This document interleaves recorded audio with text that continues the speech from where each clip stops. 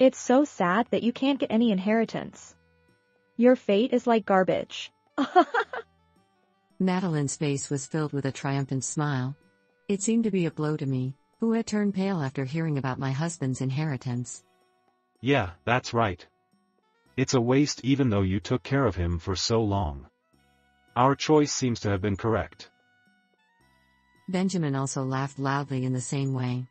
He showed his teeth in a satisfied and nasty way, as things were going according to their plan. Oh, no, why? I was still confused in my head, unable to believe the procedure for my husband's inheritance that was read out. I begged them not to laugh at me anymore. My hands, which I held tightly on my knees, were sweating. My name is Wilma White. I'm 55 years old and work for a real estate company. Originally, I lived with my husband Sebastian and my eldest son's family, but since Sebastian collapsed from a cerebral hemorrhage a year ago, I have been living with my husband while I took care of him. My eldest son's family escaped from the house early on, saying they didn't want to take care of my husband. Sebastian had a stroke and unfortunately, it was discovered that he had metastasized stomach cancer from a previous illness. There was nothing more that could be done for him, so I decided to take care of him at home, hoping to spend as much time with him as possible. I had no experience in nursing, so I contacted a friend who was a nurse and received advice on how to take care of Sebastian. Despite my awkward nursing, Sebastian never complained and always had a calm expression on his face, even though he must have been suffering from his illness. However, whenever the conversation turned to my eldest son's family, Sebastian would invariably frown. My husband and I only had one child, our son Benjamin. We had wanted a daughter as well, but due to my weak physical condition, we only had one child. We doted on our only child, Benjamin, and spent a lot of money on his education since he was our only child. Unfortunately, Benjamin was not very bright and after graduating from high school, he became a truck driver. Although I had hoped that he would go to university and work for a bigger company, I realized that it was his choice and that I shouldn't force him to do something he didn't want to do. It would be cruel to force him to study. Perhaps because he was an only child, Benjamin was a bit spoiled. He didn't clean up his room or put away his clothes, and he was sloppy. He probably thought that if he asked, his parents would do anything for him, and even when he was warned, he ignored it. It's true that my husband and I may have spoiled him a little because he was our only child, but I sighed every time I saw his bad habits, which never improved even after he became an adult. I thought Benjamin would get married late because of his personality, but I was wrong. 5 years ago, when Benjamin was 25 years old, he married Madeline, who was 1 year younger than him. I don't know what attracted Benjamin to her, but Madeline was a flashy woman with bright red nails, so I wasn't surprised. And this eldest son's family has been messing up my life. When Benjamin got married, it was something I didn't expect. Even after getting married, Benjamin asked if he could continue living with us. Huh? But what does Madeline think? She doesn't want to live with us, does she? No, actually, Madeline said she wants to live with you guys. Right? Yes. I want to get along with my mother-in-law and father-in-law. I was impressed by how cute she said despite her flashy appearance, so I agreed to let my eldest son's family live with us. Sebastian looked like he wanted to say something, but he was a man of few words, so he didn't object. When my eldest son's family moved in with me, my life became very busy. Just having one more person around changed the amount of food and laundry I had to do. At first, I thought that Madeline, who was a housewife, would help me out, but she never lifted a finger. She just lounged in the living room and waited for meals to be served, like a big child. It was like having another child instead of an adult. I immediately asked Madeline to help me with the housework. Madeline, could you help me with the housework a little? Madeline stared at me and said, What? Are you kidding me? And put her hand over her mouth. Were you the type of mother-in-law who bullied me? Ugh, I'm not good with that kind of thing. I was speechless at Madeline's words. I couldn't believe it. I'm not bullying you. I just said that if we're living together, we should share the housework. Even though I was speaking the truth, Madeline looked flustered and ran over to Benjamin, as if she was a child clinging to her mother after being teased by her siblings. Benjamin said, Mom, don't blame Madeline. She's nervous because she just got married. Benjamin came over and complained to me. I'm not blaming her. I just pointed out something that is natural for a person to do. That's scary for Madeline. You need to realize that you're in the position of a mother-in-law. Well, Madeline, who was hiding behind Benjamin, smiled faintly as if she had won. This bride makes it all strategy. She must have wanted to live with me because she didn't want to do housework. Certainly, she doesn't look like she can do housework at all. It was my mistake to start living with her carelessly. Anyway, Mom, do the housework, please. You've been doing it until now, so it won't change even if there's one more person. We're in our working prime now. Even so, Madeline is a housewife. I want to argue that I'm the one who works full-time, but she probably won't listen to me even if I do. She's still young and has just gotten married, so maybe Madeline's feelings are really down. For now, I pretended to agree with Benjamin's story. It was the worst form of cohabitation with my eldest son and his wife, but even after 2 years, my life hasn't changed. Madeline still spends her days doing nothing around the house, and I'm doing my best to work and do housework. Sebastian helped me out from time to time, but he collapsed from a cerebral hemorrhage. Although he was hospitalized for a while and treated for the cerebral hemorrhage, he was left with paralysis on his left side and became a care recipient. If that was all, there was a possibility that he could be cured by rehabilitation, but unfortunately, a metastasis of the stomach cancer that he had developed in the past was found. The doctor said that there was nothing more that could be done. I was devastated and felt like my world had turned dark. I wondered if I could bear losing Sebastian. However, it was clear that Sebastian himself was suffering more than I was, so I held back my tears and waited for the doctor to finish speaking. Sebastian was originally scheduled to undergo rehabilitation at the hospital, but we decided to prioritize palliative care for his cancer and care for him at home. Although he said he would go to a facility, I wanted to be with Sebastian for as long as possible. When I expressed my feelings to him, Sebastian quietly nodded and said, "I understand." When my husband's caregiver life began, my eldest son and his wife started leaving the house as if they were measuring it. They probably didn't want to take on any caregiving responsibilities themselves.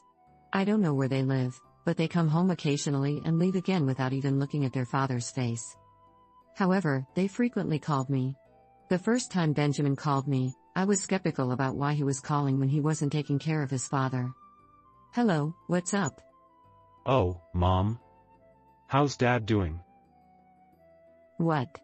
Even Benjamin was worried about his father. He never seemed to be straightforward. I was exasperated. He's the same. Oh, but he has an appetite. No. Not that.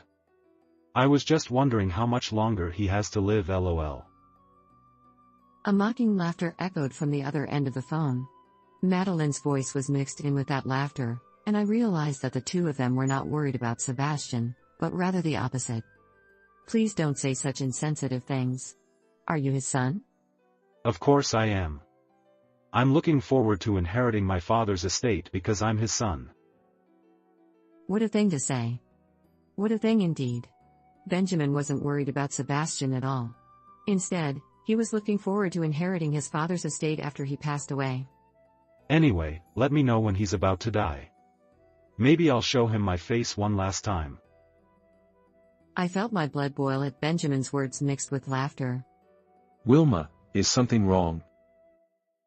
Sebastian must have heard my voice on the phone and called out to me from his bed. No, it's nothing. Just another annoying sales call. I see. That's a nuisance. Sebastian would never have thought that his eldest son and daughter-in-law were more concerned about inheriting his estate than his life. I didn't want to make him sad by letting him know. Are you hungry yet? I'll make you something special. Thank you. I'm happy. I had to protect Sebastian at all costs. Because he was the only person I loved. My caregiving life continued for 3 years. I was prepared for the worst since the doctor had told me that Sebastian's condition was not good, but he did better than expected. The doctor praised me for my devoted care, saying that it was a miracle that he had lived this long. As usual, Sebastian's eldest son and daughter-in-law called me many times to ask about Sebastian's condition. I was getting fed up with them, so I stopped taking calls from Benjamin and Madeline. Wilma, thank you. Sebastian gave me a peaceful expression and fell asleep in his last moment.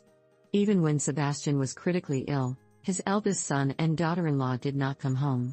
I tried to call them back by phone, but Sebastian stopped me. Sebastian was concerned about his eldest son and daughter-in-law till the very end. He was concerned about them in a positive way, but mostly he was worried that I would have a hard time after he passed away. When I told Sebastian's eldest son and daughter-in-law that Sebastian had passed away, they hurried back even though they had been reluctant to do so. Finally, he's dead. He worked hard for nothing. That's why we had to live in a hotel for so long. That's right. We're broke. I wonder if we can get the inheritance soon.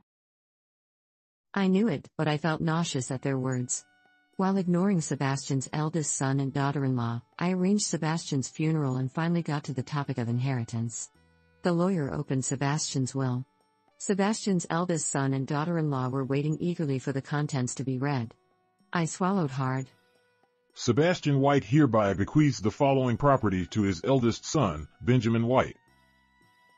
The lawyer read out Sebastian's land, house, our current home, and all debts. At the same time, I saw Benjamin and Madeline's faces shining brightly in front of me. All right, we did it. Father was on our side after all. That's right. I'm a little worried about the debt, but it'll be okay, as long as we have the inheritance. The two of them were overwhelmed with joy. In the end, all that was left for me was a small apartment that Sebastian had purchased for investment purposes.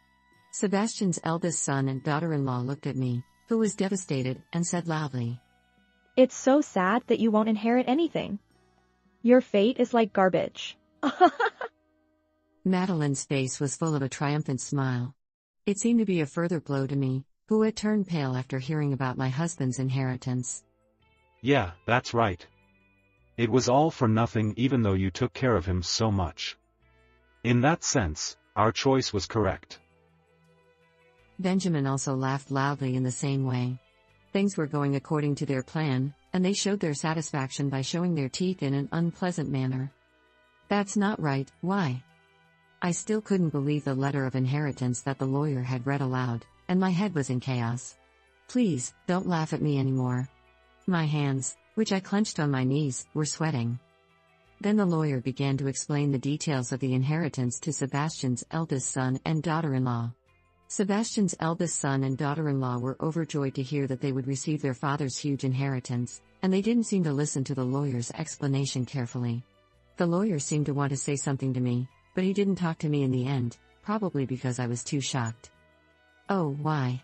I remember the days when I took care of Sebastian. Did Sebastian really not agree with my care? Did he want to receive proper care at a facility? If so, it was a farce. I had been working hard to take care of him every day without even realizing that Sebastian was unhappy with my care. Sometimes I was annoyed by unpleasant phone calls from Sebastian's eldest son and daughter-in-law. I desperately tried to hide the contents of the phone calls from Sebastian because it would be bad if he knew. I didn't want to make Sebastian, who was sick, sad. That's okay that I was the only one who was troubled by that couple alone. That was the only way I could think of to protect Sebastian. I wonder what will become of me from now on. My life, in which I lost my beloved and didn't receive a single penny of inheritance, is. I was crying alone while the eldest son and his wife were listening to the lawyer's story with a happy expression. The next day, I moved to a small apartment as written in Sebastian's will. I really wanted to feel Sebastian's presence a little more at home, but Madeline said, This is our house. Get out quickly. So I gave up and packed my things. The apartment I went to with a heavy heart had one living room and one bedroom, and a small kitchen. It might be just right for living alone. This room was originally purchased by Sebastian as an investment, but he fell ill soon after and it was left unused without being rented out. The shelves, TV, air conditioner, and other furniture and appliances are all available. Since I was able to check the electricity and water and they worked properly, there should be no problem living here. The walls and floors seemed to have been renovated, and there was a new house smell in the air. It was as if telling me that Sebastian was no longer in this world, and it made me feel lonely. I was reading a book as usual in the house for a while, but I suddenly noticed a large, unfamiliar square box-like object on the tatami mat. I was curious and approached it, and it turned out to be a safe. It was big. It seemed to be a commercial safe, not a household one. I can't believe there's something like this. But I don't know the passcode.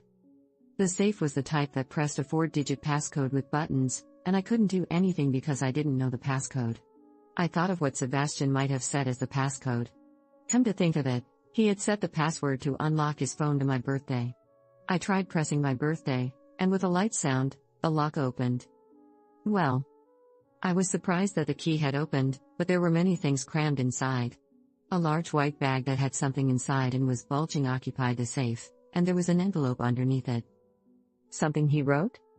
Rather than checking the contents of the bag, I cut open the envelope of the letter. To Wilma, I'm sorry for what happened.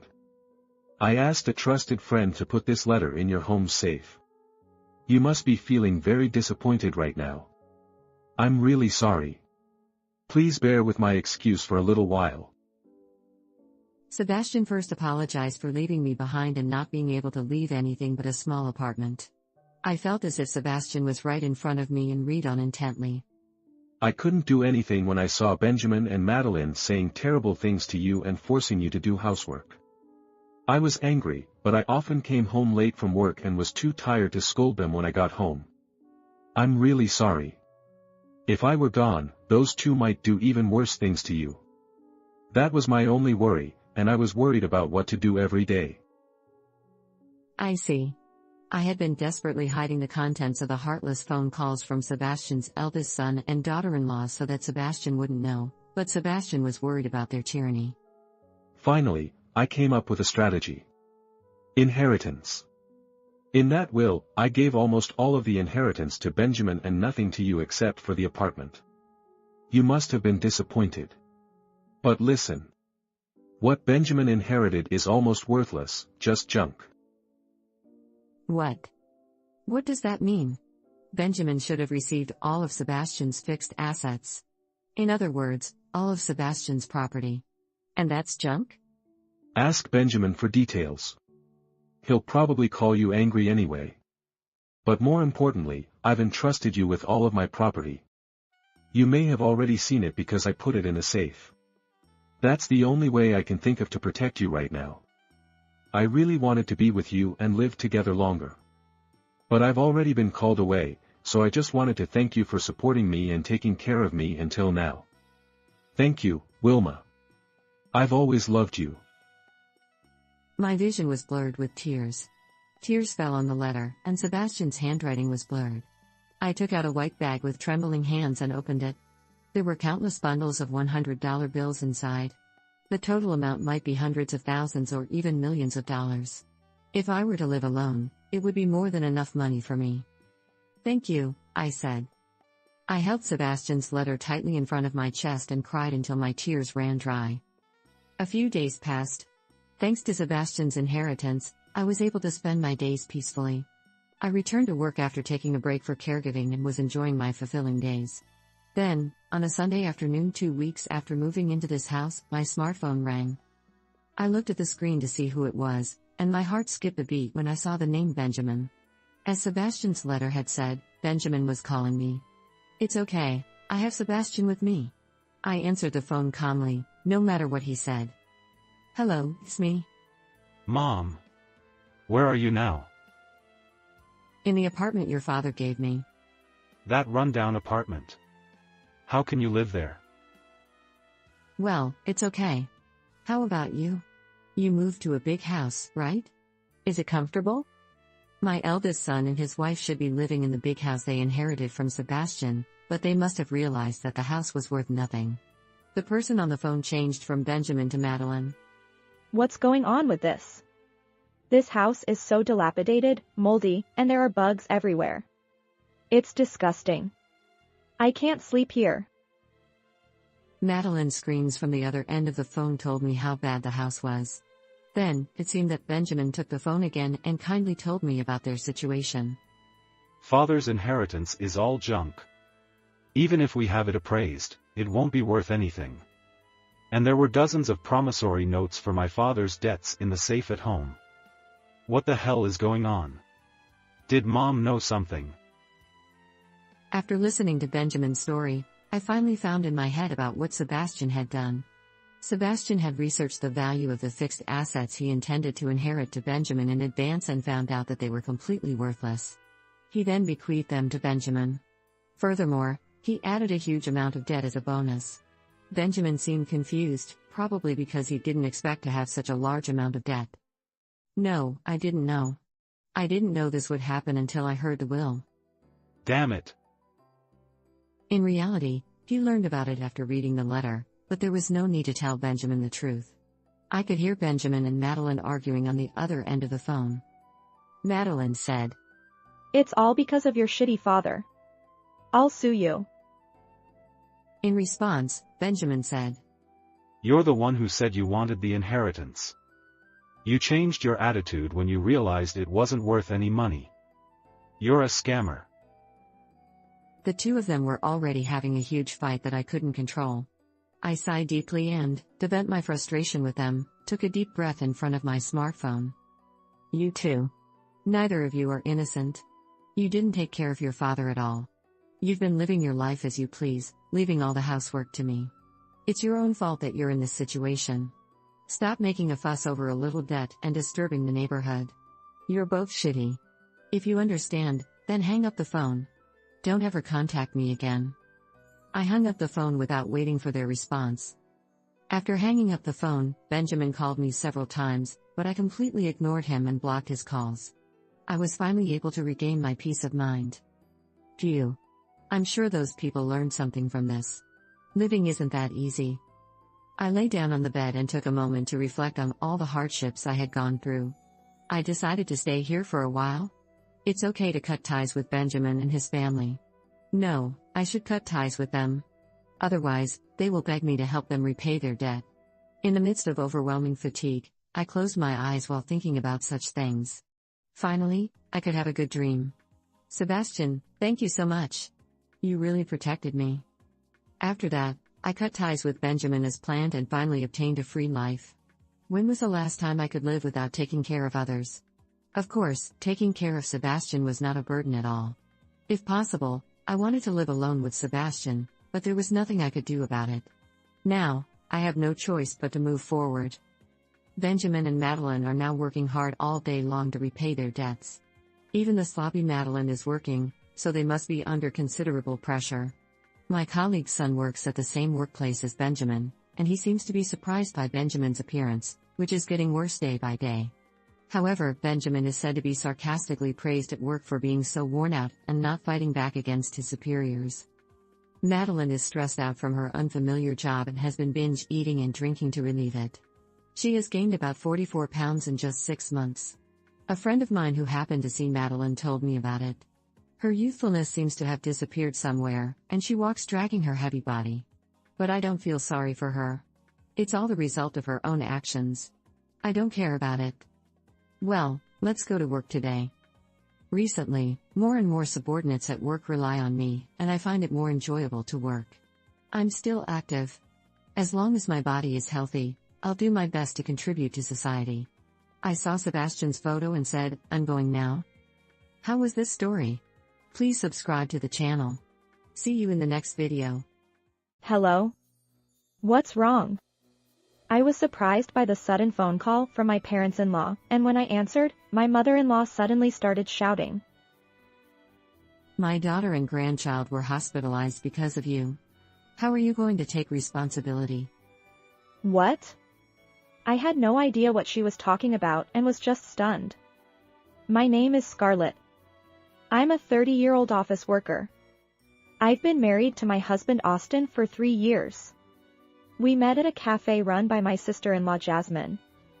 I loved my sister-in-law's cafe and often went there for coffee. Since I often sat at the counter, I naturally talked to my sister-in-law, who was the owner, a lot. And my husband worked for a company near my sister-in-law's cafe, so he often came to the cafe during his work breaks or after work. When I came as a customer, I often sat at the counter and talked to my sister-in-law, so I naturally started talking to him as a regular. Then, little by little, we got closer, and we started going out with my sister-in-law first, then the 3 of us went out for drinks, and then we started seeing each other alone. And my sister-in-law was very happy when she found out that my husband and I were dating. She was the first to congratulate us when we got married. I never thought I would meet my future partner at a cafe where I became a regular, but I thought that rare things like this can happen in life. I was also liked by my sister-in-law, and since I worked for a company, my parents-in-law were happy to approve of my marriage to my husband. The people in my husband's family, including my sister-in-law, are all very nice people. Even when I went to my parents-in-law's house for the first time after getting married, they welcomed me warmly and were very kind to me. I heard Scarlett was coming today, so I bought some sweets at the department store. Let's have them with delicious tea. Thank you very much. My parents-in-law always smile and treat me like their real daughter, and there is no trace of the kind of bullying that we often hear about in-laws. Originally, I was close to my sister-in-law, so we sometimes went out to eat or travel with my husband's family. While getting along well with my husband's family like that, I was living happily with my husband, but one day, something happened that turned those days around. Hello? It was after midnight. Suddenly, my parents-in-law called me. What's wrong? I was surprised by the sudden phone call from my parents-in-law, and when I answered, my mother-in-law suddenly started shouting. My daughter and grandchild were hospitalized because of you. How are you going to take responsibility? What?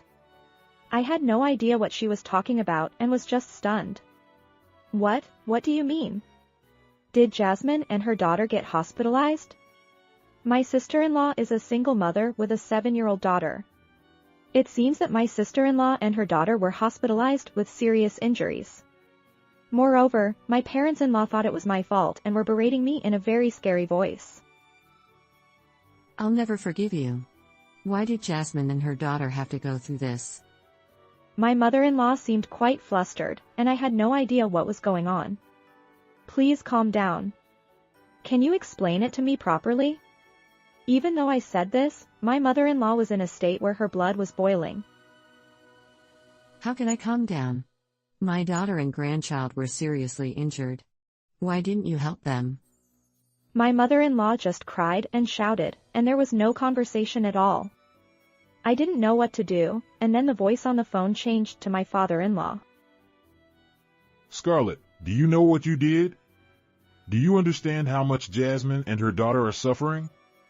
Fortunately, there were no fatal injuries, but they were seriously injured. Why did you abandon Jasmine and her daughter? Of course, my father-in-law was angry too, but his voice was a little calmer. So I thought my father-in-law would listen to me properly. I have no idea what you're talking about. Can you tell me what happened? When I asked him desperately, my father-in-law asked me. Do you really not know? After asking me that, he told me the story. I was speechless when I heard it. My sister-in-law lived about a 10-minute walk from my house. And she had been dating a boyfriend for about 6 months, but apparently he had a personality where he couldn't be stopped when he got angry. My parents-in-law had been telling my sister-in-law to break up with him for a long time. But my parents-in-law lived far away, so they couldn't easily go to my sister-in-law's place, and since she ran a shop, my sister-in-law couldn't go back to her parents' house. I had no idea that my sister-in-law had such a boyfriend. My sister-in-law apparently wanted to break up with him, but she didn't want to stimulate him too much, so she couldn't break up with him easily. And today, when her boyfriend came to the house in the evening, he got angry and started throwing things in the house at my sister-in-law and her daughter.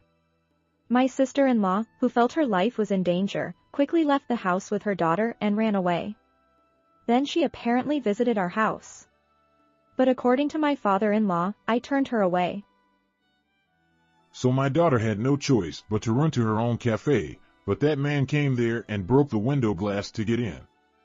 A nearby restaurant worker who heard the loud noise called the police, but my daughter and granddaughter had already been assaulted by that man who had lost his temper. So they were taken to the hospital by ambulance. Why did you turn them away at that time? If you had let them in, my daughter and granddaughter would have been safe. I was at a loss for words. I wasn't home when my sister-in-law came to visit. Today, I was out drinking with my high school friends. So I didn't talk to my sister-in-law, nor did I meet her. Wait a minute. I didn't meet Jasmine. Don't lie. Austin told me that you refused to let Jasmine into the house. What? Austin said that? I was surprised. I couldn't believe my husband was blaming me. Why did he blame me in the first place? Wait a minute. Are you with Austin now? Of course. He's watching over my daughter, who is still unconscious and looks worried. Please tell me the hospital. I'll come there too.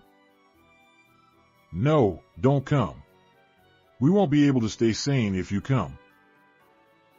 That's not true, but I really wasn't home at that time. Do you have any evidence?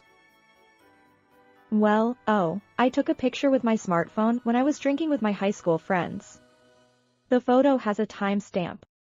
I think I can prove it if you look at it. When I said that, my father-in-law was silent for a moment. Okay. Then I'll meet you alone. So he gave me a chance. We met at a family restaurant near the hospital. When I arrived at the family restaurant, my father-in-law was already sitting at the table drinking coffee. I nervously walked up to his table. "I'm sorry for keeping you waiting," said I, and my father-in-law gave me a glare before telling me to sit down. I took a seat and ordered coffee as well. Then I quickly prepared my phone and showed my father-in-law a photo. "This is a picture I took with my friends today. If you open the details of this photo, you can see the date and time it was taken," I said as I demonstrated.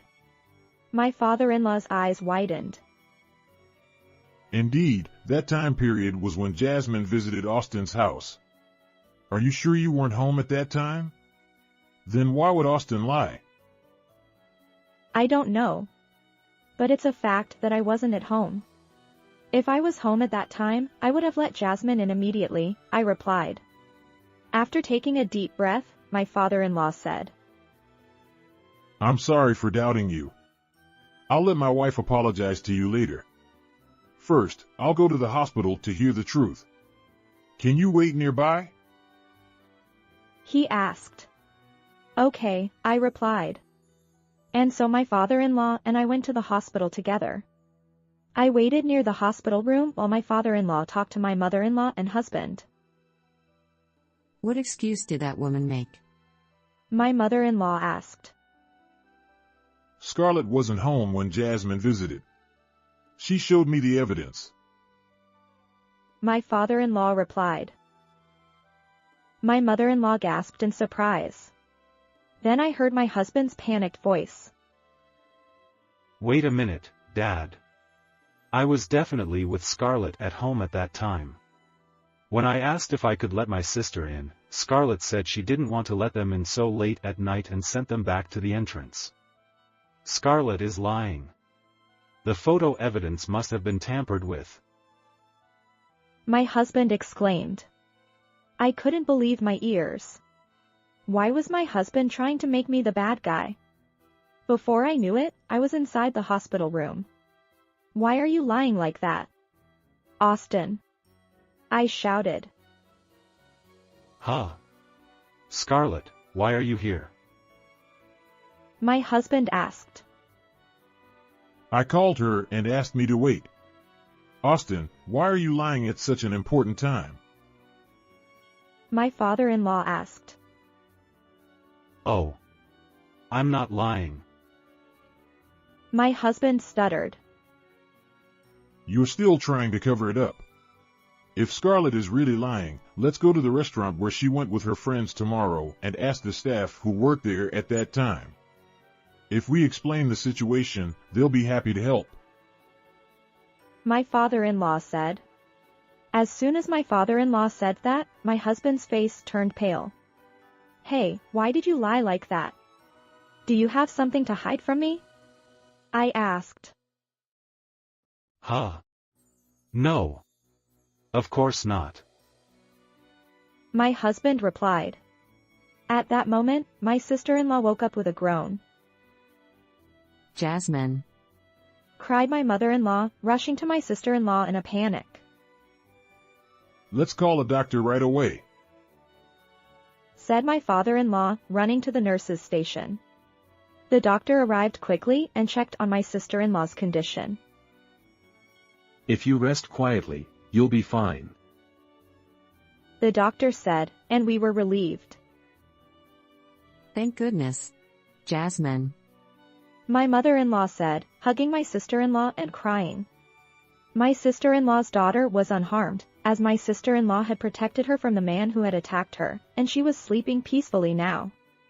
My father-in-law asked us to leave the room so that my sister-in-law would not be stressed. I'm sorry, but could you leave for a moment? He said, and my husband and I were forced out of the room.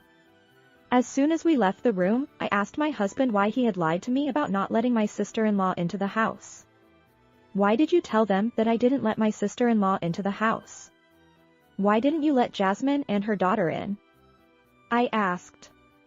My husband was flustered and couldn't answer my question. Oh.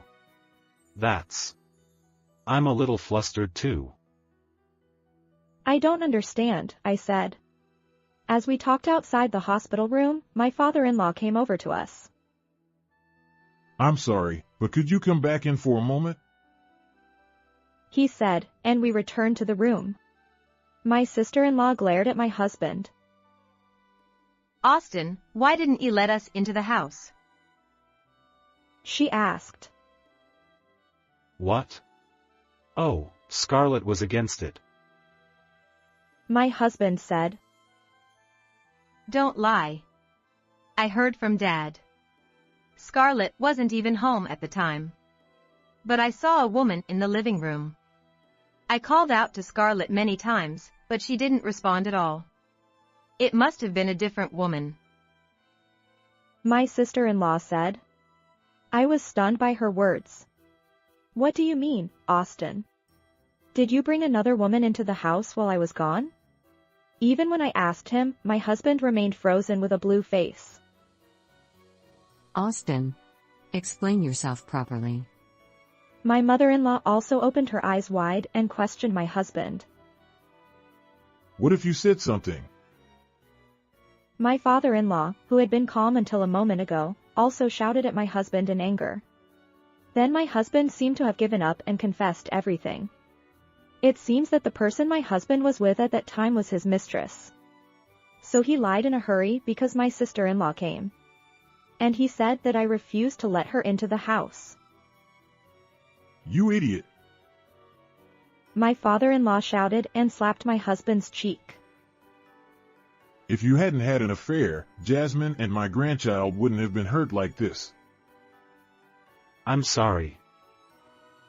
My husband apologized to my sister-in-law and my parents-in-law while prostrating himself.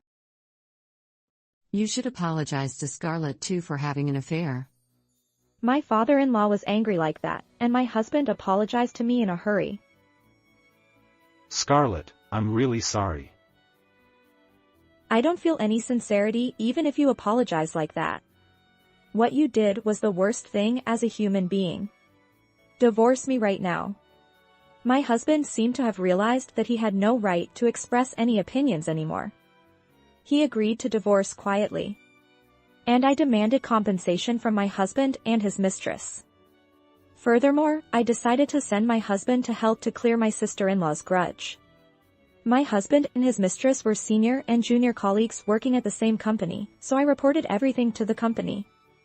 Then, in no time, information that my husband rejected his sister who had come seeking help because he was afraid that his affair would be exposed, and as a result, his sister was involved in an incident, spread within the workplace. My husband suddenly became the target of criticism. He has now been transferred to a local area and is living alone without any acquaintances. He is said to be receiving cold stares there too, but he cannot quit his job because he has to pay compensation. On the other hand, my sister-in-law and her daughter were able to recover from their injuries and were discharged from the hospital. The man who was her boyfriend was caught by the police and arrested. Although it was his first offense, he was sent to prison because of the severity of his actions and the fact that he had lashed out violently before. By the way, the reason why my sister-in-law's boyfriend was so angry this time was that he happened to pass by the cafe and saw her talking happily with an old man sitting at the counter. He suspected her of cheating. It's crazy to get so angry that you hurt someone over something like that, and I'm glad he was caught. Although it was a disaster for my sister-in-law, she blamed herself for not having the courage to break up with him. She also deeply regretted putting her daughter in danger. So she decided to return to her parents' house with her daughter. And she decided to open a new cafe in her hometown. Although my sister-in-law is not completely blameless, I think she was more scared after the breakup. I can't completely blame her.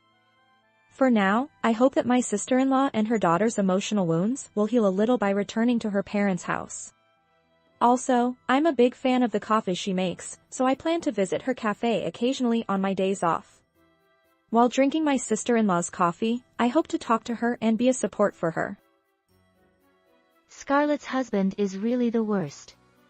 It's a problem that her sister-in-law couldn't break up with her boyfriend, but I think it's her husband's responsibility that he didn't help her when she was really in danger. It's unbelievable that he even sent her away to hide his affair. I think Scarlett's husband deserves a heavier punishment. In any case, I'm glad her misunderstanding has been cleared up. I hope Scarlett, her sister-in-law, and her daughter can have happy days from now on.